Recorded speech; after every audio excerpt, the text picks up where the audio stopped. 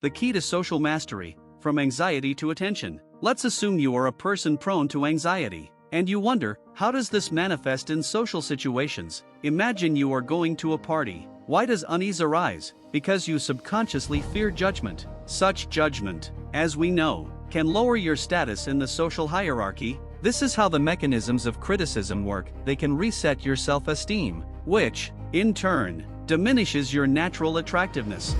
So, you find yourself in an awkward situation, facing a group. What is your typical reaction? You tense up, yielding the initiative. This is not a catastrophe, of course, but it doesn't help you either. Moreover, this is an absolutely natural reaction when encountering a potential threat. You cower, avoiding direct eye contact with the predator. You withdraw, looking down at the floor, while your mind is flooded with chaotic questions. What do they think of me? Am I doing the right thing? Do I look ridiculous or silly? I want to leave immediately.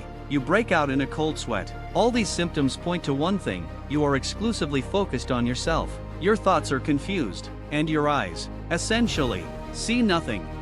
What can we advise such a person? It is futile to say, don't think about yourself. This is akin to trying not to think about a white elephant. The brain simply cannot just not think. Prohibition only intensifies the focus on the problem. Instead, an anxious person needs to be given a different, active instruction. Shift your attention to others, start observing them.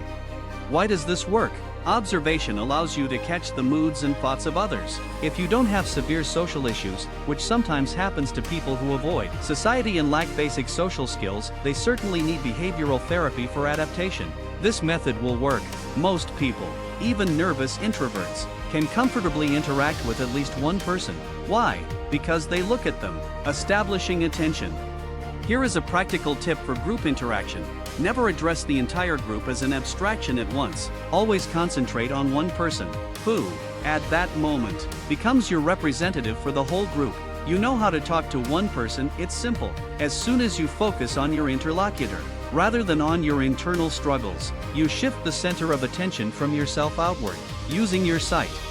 When you begin active observation, your automatic social mechanisms activate, and you stop being tense. If you look at the floor, you deprive yourself of information about your interlocutor, which creates static in the communication, as if you were carelessly playing a musical instrument and hitting the wrong notes. The all-seeing eye, that is what should be at the top of your personal pyramid. The key to victory in all forms of social dominance is attention. Be observant. This is why the ancient Egyptians revered the god Horus, and it was the ability to be attentive that allowed Horus to save Osiris. Where is your attention directed? Towards what your right hemisphere deems unusual or wrong. It sends a signal, something is amiss here. Do not look away. Look there. Do not be afraid to face what seems wrong or frightening, because that is where the most valuable information resides. This is why discussing with opponents is so beneficial. They provide you with knowledge you weren't even aware of. This is the path to development. Your opponent might point out your mistake. They might say a lot of unnecessary and untrue things, but if there is even one grain of truth in their words, you will say, "Thank you. I will take note of that and try to improve." This is yet another reason why fear and discomfort can be harbingers of good. Yes, accepting bad news is difficult, but that's life. Only by working on our mistakes daily do we become stronger and better.